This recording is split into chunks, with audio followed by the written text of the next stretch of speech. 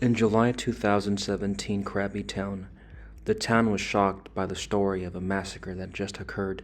Surifith, driven by a personal vendetta over a land dispute, led a gang to the home of village chief Sunglang. Disguised in military uniforms, the gang held 11 family members captive, torturing them for hours. They then executed 8 people, including the chief, his wife, children, and other relatives. 3 others were critically injured but survived. The police quickly arrested Surifith and his accomplices. The case known as the Krabby Family Massacre highlighted the severe consequences of personal and land disputes in Thailand. It led to increased scrutiny of local security measures and the legal system to prevent such tragedies in the future. In Thailand, the Thai Criminal Code states that any person who kills another person shall be punished by death or up to 20 years of imprisonment. In 2014, 2 bodies were discovered in a forest near Brasov, a city in Transylvania. The victims, a young couple, had been brutally murdered. The case remains unsolved, with various theories circulating, including the possibility of a ritualistic killing or involvement in illegal activities. The forest setting and the nature of the crime added an element of mystery and fear to the local community. Transylvania, with its mix of ancient lore and modern life, continues to be a place where history and contemporary issues intersect, sometimes with tragic outcomes. These cases, both old and new, remind us that the region's dark reputation is not solely a product of myth and legend. Transylvania has a long history of brutal murders, war. It's a dark part of Europe. Transylvania was home to Vlad the Impaler, the inspiration for Bram Stoker's Dracula.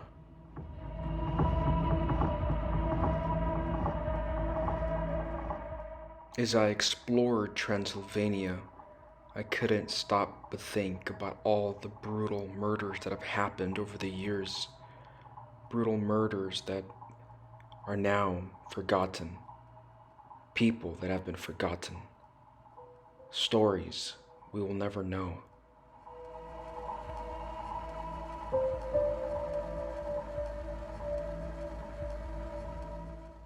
One of the most shocking and tragic crimes in Cannes occurred in December 2014 when 8 children were found in a home in the suburb of Manura. The children, aged between 2 and 14, were discovered by the police after a woman, Mersane Waria, who was the mother of 7 of the children, and an aunt to the 8th, was found with stab wounds. She was later charged with their murders. The case sent shockwaves through the community and garnered national and international media attention due to its horrific nature.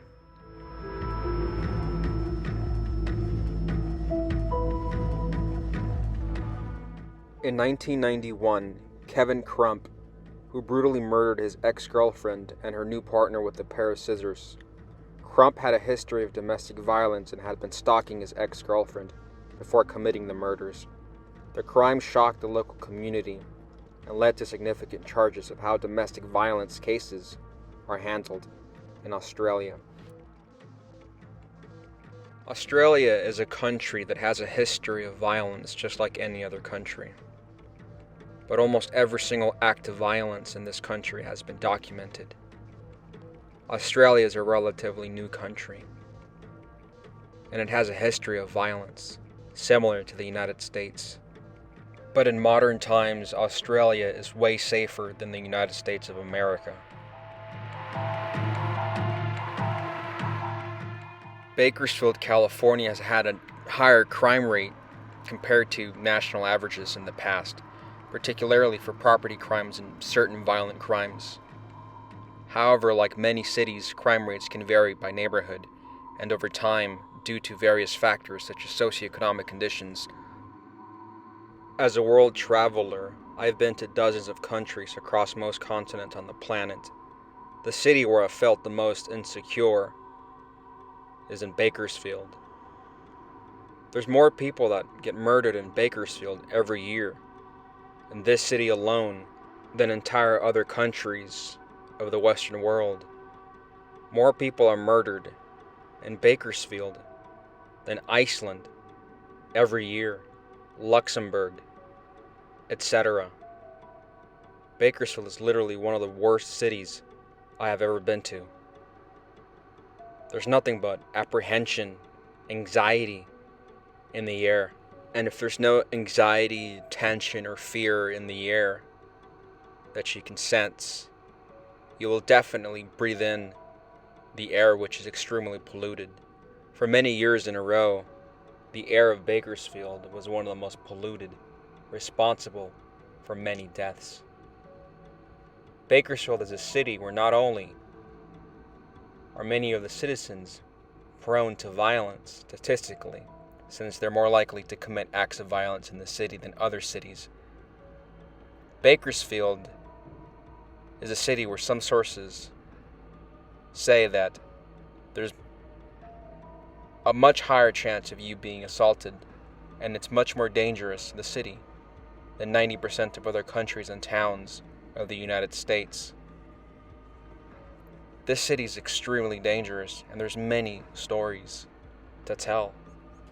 But I will not be able to cover all of the stories in this documentary because I would need about 20 hours or more, perhaps even 50 or 100 hours, to talk about all the cases of murder, rape, and violent assaults that have happened in Bakersfield. Unlike Transylvania, most of the murder and violent assaults have been recorded by law enforcement in Bakersfield. Patricia Altora, a 14-year-old girl who disappeared in July 1998, is a story that has never left me. The first time I heard it, I was heartbroken. She was last seen walking home from summer school but never made it. Her disappearance sparked an extensive search effort involving law enforcement and the community. Sadly, Patricia's body was found several weeks later in a remote area near Edison Highway. Despite years of investigation, including interviews with witnesses and persons of interest, the case remains unsolved. Patricia's family and the community continue to seek answers and justice for her untimely death. As of 2024, she should have been around age 40 by now if she were to have lived.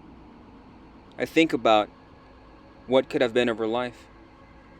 She could have graduated high school, gone to university, gotten married, after starting maybe a career as a doctor or a nurse or an engineer.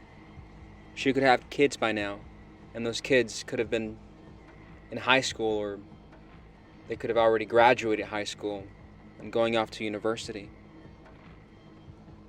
It's depressing and sad that Bakersfield lost this child that had her whole life ahead of her. But she's just one of the many unsolved murders of Bakersfield.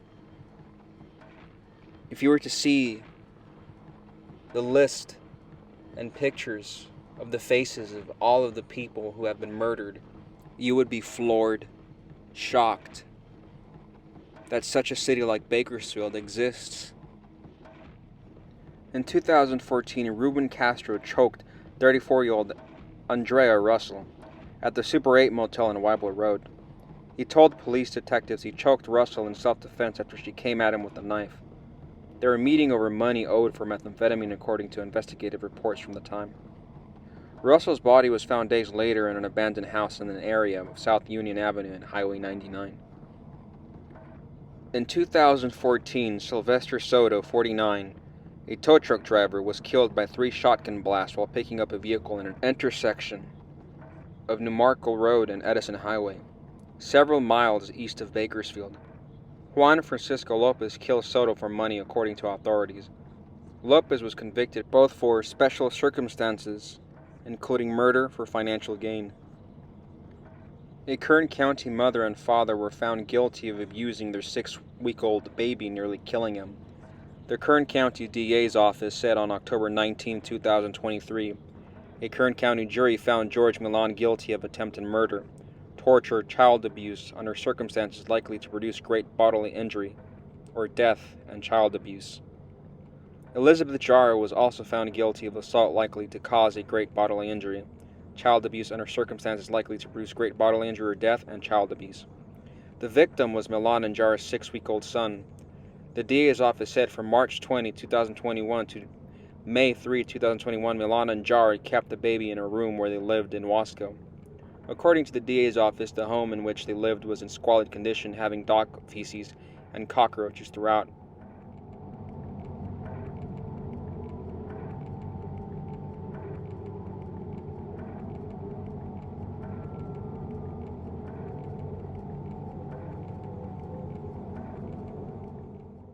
Paweł Adamowicz was a mayor of Poland Gdańsk. He was assassinated in 2019. It was a beautiful day on the January of 13th. He was stabbed in the heart and through the diaphragm with a knife on a stage at the Great Orchestra Christmas charity event. He was taken to the University Clinical Center at Gdańsk in critical condition, where he underwent 5 hours of surgery. He succumbed to his injuries the following day. The assassin was apprehended at the scene of the crime. A police spokesman said that the detained man was a 27-year-old Stefan Wilmot who lived in the city. The spokesman also stated that the man had a long criminal history, including 4 bank robberies. After stabbing the mayor, he seized the microphone and claimed false imprisonment and torture at the hands of the previous centrist civic platform PO government. The murder was captured on video by many of the attendees that were at the event.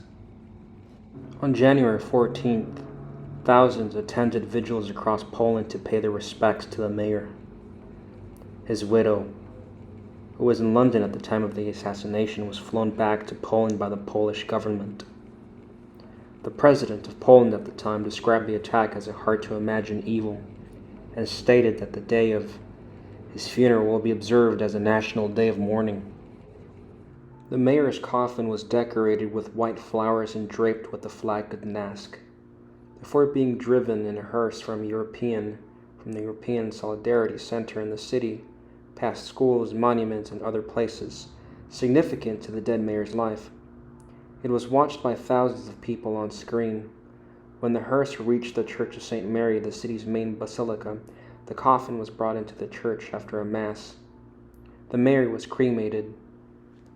On January 19th, the main funeral service was held at St. Mary's Church, Gdańsk. Notable people who attended including the President of the European Council, Donald Tusk, the President of Poland, the Prime Minister of Poland, former President of Poland, Communist oppositionist and Nobel Peace Prize winner Lech Walesa, former Polish presidents, and the former German president. Thousands more Poles watched the service on screens. At the end of the service, the mayor's ashes were laid to rest in one of the chapels of St. Mary's Church in Gdańsk. Pawlo Tuszyn is a serial killer that was executed in Gdańsk, Poland. Most of the world has never even heard of this Polish serial killer. Usually people know of Ted Bundy, Jack the Ripper, and Jeffrey Dahmer and BTK and killers like that fat clown, that homosexual clown that killed dozens of boys. But most people have never heard of serial killers of Europe. Paweł joined the military, but he ended his military service after a few months when it turned out that he had impaired hearing. He fled to Gdańsk, got a job as a driver, and got married. During this period, he was sentenced for minor thefts. He served those sentences from the 20th December of 1976 to June 28, 1979. Sometime later, he divorced his wife and remarried a woman named Regina. His neighbors described him as a calm, stable, resourceful man who cared for his wife and 2 children, yet he was very introverted. At the time, he was having problems with his libido, as well as exhibitionism. He killed many women. So far, 9 have been confirmed. All of them were murdered in Northern Europe, including in the city of Gdansk. The police became aware of a possible serial killer as early as November 1979. On the November of 18th, 1979, Tucholin attacked an 18-year-old Irina H. While doing so, he lost a murder weapon, a hammer, in the Radunia River next to the place of the assault. The word ZNTK, or railway, rolling stockworks, had been engraved in the metal. The militia received a list of all the people using the tools, but Tucholin was not listed. They interrogated everyone who has been recorded to have picked up the hammer, but they all had credible alibis. The store owner may have missed Tucholin, failing to record his name. It is also possible that Tucholin simply stole the hammer in the 2 weeks he worked at the company. The hammer was carefully wrapped up in a bandage, according to Tucholin. The hammer caught him cold in the stomach while he wore it in his pants looking for victims. On January 6, 1983, a special group was formed under the name Scorpion, consisting of 11 people at the provincial headquarters. Tucholin was arrested on May 31, 1983 at the age of 37 on suspicion of theft of wood and parlor. During the search of his farm, among other things, the car registration number GDM1418 was found in the trunk of the vehicle along with the hammer on whose handle was the blood of the victims. Tucholin spent 6 months on psychiatric observation. During the course of the investigation, Tucholin admitted to 11 attempted murders and 10 murders. As he claimed during the interrogation, he murdered to feel better. At the hearing, however, he recanted his testimony, claiming that he was forced to confess by the police. The regional court of Gdansk sentenced Tucholin to death for 9 murders and 11 attempted murders on August 6, 1985. The Supreme Court upheld the sentence, and the State Council decided not to grant leniency. The sentence was carried out, and Tucholin was hanged at the detention center at 12 Kurkuva Street on May 25, 1987. After his death, he was decapitated and immersed in a formalin jar, which later went missing. He was buried in the cemetery in Gdansk at one of the NN headquarters, according to Marek Maj, a defender of Tucholin during the investigation. Gravediggers urinated in the coffin before the lid was closed. Some people like myself would say that he got off easy. He didn't suffer too much. His death was too quick. It should be law that one should be able to, as a government, legally torture a serial killer or somebody that hurts children or women. But we live in a society, most of us do at least, where one cannot simply torture people as a punishment. One could only arrest them, confine them to live in a cage, which is known as a prison cell, or simply sentence them to death if the law allows it. The world is full of cruel and dangerous and extremely evil people. Sometimes I feel like perhaps there is no God. How can a loving God allow innocent women and children to die at the hands of people like this serial killer? If there is a God, I hope he has, or it has, an explanation, a very good one, to explain why he allows this brutal thing called existence and acts that happen within the people that it or he has created. Why does he allow murder, rape, torture, bad things happen to good people? There are many concentration camps across Europe, but one concentration camp that almost nobody talks about is the Studov concentration camp, 21 miles near Gdansk, Poland. Perhaps the reason why a lot of people don't seem to talk about this concentration camp is because not as many Jewish people and not as many people of other ethnic backgrounds died here. There were more people that were murdered in Auschwitz than Studov. Studov still has seen tens of thousands of murders.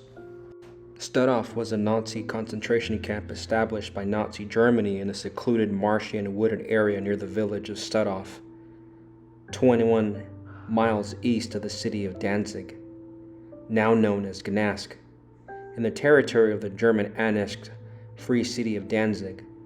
The camp was set up around existing structures after the invasion of Poland in World War II, and initially used for the imprisonment of Polish leaders and the intelligentsia. The actual barracks were built the following year by prisoners. Most of the infrastructure of the concentration camp was either destroyed or dismantled shortly after the war. In 1962, the former concentration camp, with its remaining structures, was turned into a memorial museum. Stutthof was the first German concentration camp set up outside German borders in World War II, in operation from the 2nd of September 1939. It was also the last camp liberated by the Allies. On the 9th of May of 1945 was when it was liberated. It is estimated that between 63,000 and 65,000 prisoners of Stutthof concentration camp and its subcamps died as a result of murder, starvation, epidemics, extreme labor conditions, brutal and forced evacuations, and the lack of medical attention. Some 28,000 of those who died were Jews. In total, as many as 110,000 people were deported to the camp in the course of its existence. About 24,600 were transferred from Stutthof to other locations. The camp was established in connection with the ethnic cleansing project that included the liquidation of Polish elites, members of the intelligentsia, religious and political leaders in the Danzig area and Western Prussia. Even before the war began, the German Selbstschutz in Pomerania created lists of people to be arrested, and the Nazi authorities were secretly reviewing suitable places to set up concentration camps in their area. Originally, Stutthof was a civilian internment camp under the Danzig police chief before its subsequent massive expansion. In November 1941, it became a labor education camp like Dachau, administered by the German security police.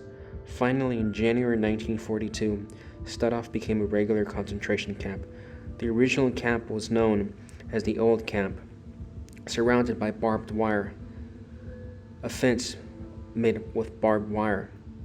It comprised 8 barracks for the inmates and a Kommandantur for the SS guards, totaling 120,000 square meters, or 1,300,000 square feet.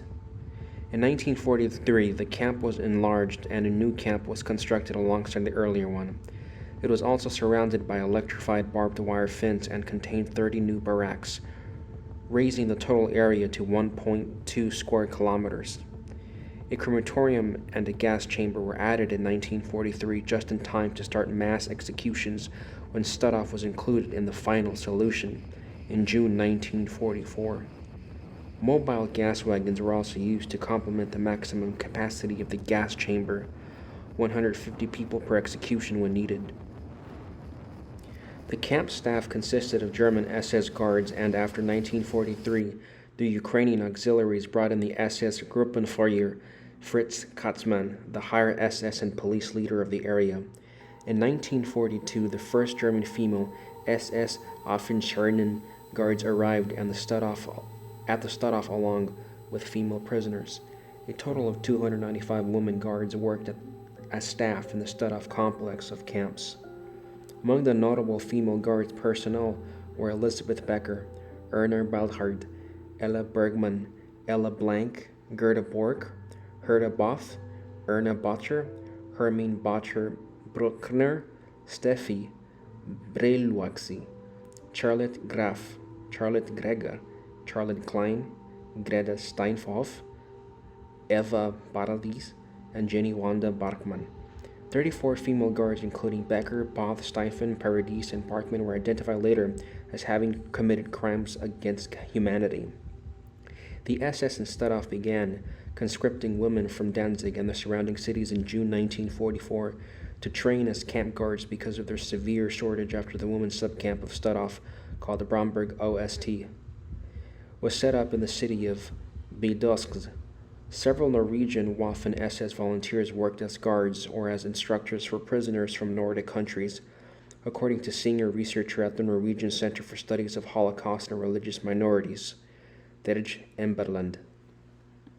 The first 150 inmates imprisoned on the 2nd of September 1939 were selected among Poles and Jews arrested in Danzig immediately after the outbreak of the war.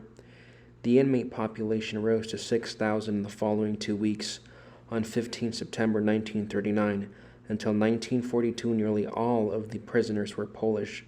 The number of inmates increased considerably in 1944, with Jews forming a significant proportion of the newcomers. The first contingent of 2,500 Jewish prisoners arrived from Auschwitz in July 1944. In total, 23,566 Jews, including 21,817 women, were transferred to Stade from Auschwitz, and 25,053, including 16,123 women, from camps in the Baltic states. When the Soviet Army began its advance through German-occupied Estonia in July and August 1944, the camp staff of Kluga concentration camp evacuated the majority of the inmates by sea and sent them to Studov. Other sources say that the camp staff shot most remaining inmates in mass murder. Studov's registered inmates, including citizens of 28 countries, and besides Jews and Poles, Germans, Czechs, Dutch, Belgians, French, Norwegians, Finns, Danes, Lithuanians, Latvians, Belarusians, Russians, and others. Among 110,000 prisoners were Jews from all over Europe, members of the Polish underground, Polish civilians deported from Warsaw during the Warsaw Uprising, Lithuanian and Latvian intelligentsia, Latvian resistance fighters, psychiatric patients, Soviet prisoners of war, and communists. And as an example of communist deportations to Studovs, see the Danish Horserud camp. One prominent inmate and survivor of the Studov concentration camp was a member of the parliament for the Communist Party of Denmark, Martin Nielsen, who detailed his deportation to experience in and ensuing death march from the camp in his book Rapport fra Studov, Report from Studov. It is believed the inmates sent the immediate execution were not registered. Conditions in the camp were extremely harsh. Tens of thousands of prisoners succumbed to starvation and disease. Many died in typhus epidemics that swept the camp in the winter of 1942 and again in 1944. Those whom the SS guards judged too weak or sick to work were gassed in the camp's small gas chamber. The first executions were carried out on 11 January and 22 March 1940. 89 Polish activists and government officials were shot. Gassing with Zyklon B began in June 1944. 4,000 prisoners, including Jewish women and children, were killed in a gas chamber before the evacuation of the camp. Another method of execution practiced in Studov was lethal injection of phenol. Prisoners were also drowned in mud or clubbed to death. Between 63,000 and 65,000 people died in the camp. A range of German organizations and individuals used set-off prisoners as forced laborers. Many prisoners worked in SS-owned businesses, such as DA, literally German Equipment Works, the heavily guarded armaments factory located inside the camp next to prisoner barracks. Other inmates labored in local brickyards, in private industrial enterprises, in agriculture, or in the camp's own workshops. In 1944, as forced labor by concentration camp prisoners became increasingly important in armaments production. Roger Andermatt, known as the Death Keeper of Lucerne, is a Swiss serial killer with 22 claimed victims between 1995 and 2001. He is the most prolific serial killer in Swiss criminal history. Andermatt worked as a nurse in various retirement homes in central Switzerland, including the retirement home of Eschoff in Lucerne. All his victims were in need of care. The murders were noticed by an accumulation of deaths in certain homes. The victims in question's bodies were exhumed and autopsied in 2001. Andermatt was also known as the dance teacher and a DJ by the name of ROG. Andermatt was convicted on January 28, 2005 by the Lucerne Criminal Court for murder in 22 cases, attempted murder in 3 cases, and unfinished murder in 2 cases with resignation and life imprisonment. Thus, the court's punishment was above the prosecutor's request, and in particular did not follow the line of defense, killing out of sympathy. On February 15, 2006, the sentence was upheld at a second hearing. The Lucerne High Court convicted Andermatt, but only in 7 murder cases. The remaining 15 cases were classified as deliberate killings. There are also 3 completed and 2 unfinished killing attempts. Owing to the high number of victims, the court decided to sentence Andermatt to life imprisonment. Andermatt confessed to the murders but claims to have acted out of compassion. He also complained that he and the nursing team had been overwhelmed. Roger Andermatt looks like a typical serial killer, a man with glasses. He would be classified as an angel of death in the United States, since he's a medical care professional, at least was, that would murder his victims. Ian Black, a journalist, wrote an article on the Angel of Death. The male nurse, dubbed Switzerland's Angel of Death, has apparently confessed to killing a total of 27 patients. Roger Andermatt admitted killing a further 18 elderly patients. It emerged yesterday after saying this summer that he had killed 9.